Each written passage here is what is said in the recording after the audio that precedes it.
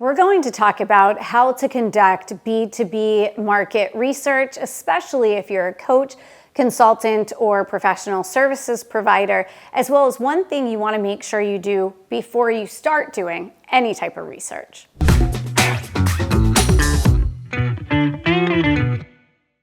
I often hear coaches and consultants say, I know I should be doing market research, but it just feels totally overwhelming.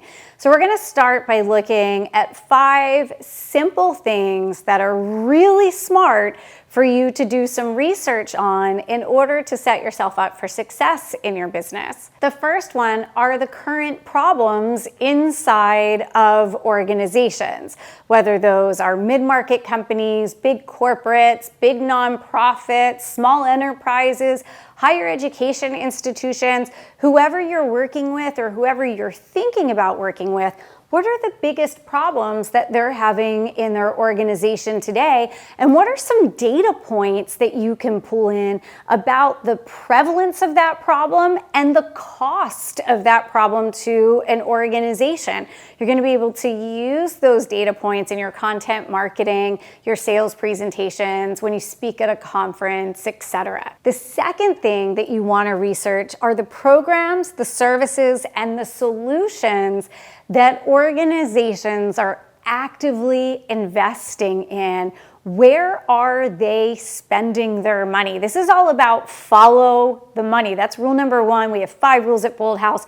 Rule number 1 is follow the money. See where they are already spending those budgets. That means that instead of having to convince decision makers that they should do X, Y, and Z, you're really focused on aligning your business and your offerings to the things that are already in demand in the marketplace. The third thing that you want to research is decision maker thinking and the language that they are using. Language is code, and you've probably noticed that every industry or field has jargon, and that's actually wired into humans. We have common language in the different communities that we are in, and it creates a somewhat of an insider effect. If you want to have instant credibility with decision makers, you want to understand their lingo and you want to be able to speak that back to them. So what are those turns of phrases? What are those buzzwords that are popular right now with decision makers? And it's so interesting because it's one of the first things that I write down when I'm attending a conference. And I speak at a lot of conferences, I attend a lot of corporate conferences, and I keep a running page in my notebook of the key buzzwords that those decision makers are using on repeat, because that means that our clients at Bold House will need to utilize those very words when they're out hosting webinars, executive forums, speaking at conferences, writing emails, putting content out in the world. This is a huge one, and it shows to the marketplace that you're on the inside, that you get it, and that you are in the know. The fourth thing that you want to research are centers of influence and media outlets. I'm talking about the industry associations, the professional associations, the publications. There is a publication for just about every niche in the marketplace that you can think of in terms of those industry verticals, whether it's chemicals in the paint industry or the food and beverage industry or the manufacturing or consumer electronics industry. They all have industry associations. They all have publications. You need to know what those are, because those are the places that you want to be speaking. Those are the places that you want to contribute articles. Those are the podcasts where you want to be interviewed. And last but not least, you want to research your competitors. It behooves you to know who those competitors are. And you want to look at the bigger players in the marketplace, but you also want to know what other consultants or boutique firms are out there. How are they positioning themselves? What is their marketing and their messaging so that you can find your competitive differentiator? How are you different than those other competitors that are in the space? All right, so those are the 5 things that are worth investing some time to do some research on. Let's talk about 7 great places to go do that research that's pretty easy and right at your fingertips. Number 1 are AI tools like ChatGPT and Perplexity, which of course have great information, But I implore you not to stop there. Don't outsource all of your research just to platforms like this.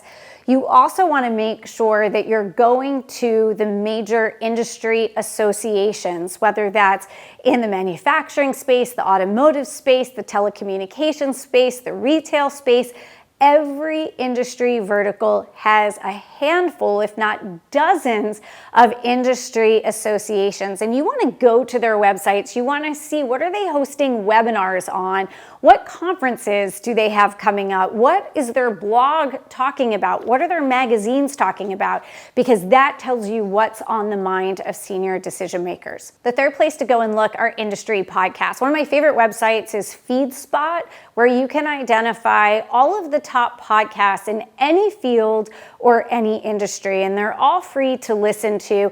And instead of just reading, you can really listen as true decision makers talk about the challenges inside their organization. So you're waiting at the airport for a delayed flight, you're sitting in the doctor's office, you're driving down the road, put on those industry podcasts, hear from those decision makers. It will make you so much more informed about your ideal target marketplace, which means that your marketing messaging and your content marketing and everything else that you're doing in your business is going to hit the bullseye as opposed to being slightly off the mark. Number 4 is financial news. If you've ever been to one of our Bold House Growth Summits, every single year, I talk about the fact that I start every single morning by listening to CNBC. And it's not because I love trading stocks. It's because every single morning on shows like Squawk Box, real executives from brands that we all know are on there talking about their organization's financial performance. But while they're talking about their financial performance, they're talking about the big challenges that they are facing inside their organization and inside their marketplace. And there's no better way to hear it straight from the horse's mouth than on these financial programs. Number 5 are insights interviews. And that's where you sit down with connections in your own professional Rolodex, your own professional orbit, and you have a 30-minute conversation with decision makers on what's going on inside their industry, what's going on inside their organization, so that you can learn one-on-one what's happening. It's a strategy we've been teaching our Bold House clients for years, and it's so fun. Typically, folks are a little apprehensive in the beginning to have an insights interview, but we help them make it really easy. And then once they have those conversations, they feel so much more confident in their own marketing and in their own service offerings. Number 6, industry publications and publications written for the C-suite. If you're in leadership development, organizational development, you need to have a subscription to Chief Learning Officer magazine, CLO magazine. If you're in the marketing space, you need to be reading whatever the chief marketing officers are reading. If you're in the IT space, you need to read what CIOs are reading. You want to read exactly what your target market is reading. And of course, many of these publications have transitioned to entirely digital platforms, but it's important to spend the $20 a month or whatever it is to get the paid subscription so you can really see what's behind that firewall where the best content is. And number 7, my favorite thing to read, I know, it sounds really boring, but third-party research reports, third-party studies that are conducted.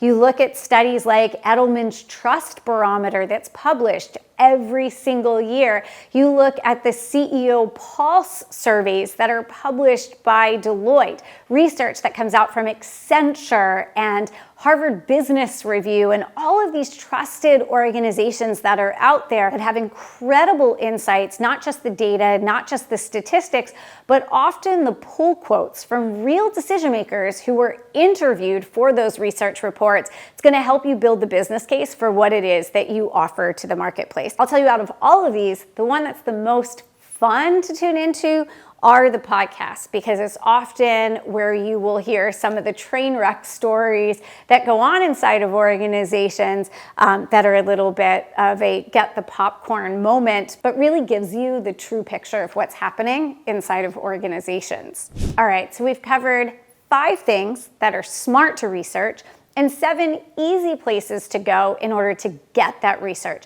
But here's the big mistake that we see a lot of small business owners making.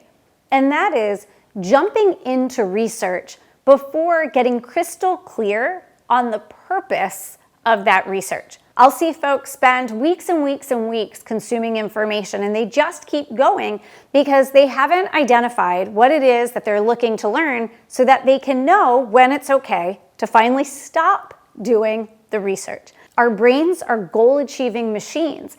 So if you don't have a clear picture of what it is that you're looking to glean from your research, then it'll just be collecting a lot of disconnected ideas that become really overwhelming. So before you get started, identify what specific things you're looking to learn so that you can know, you know what?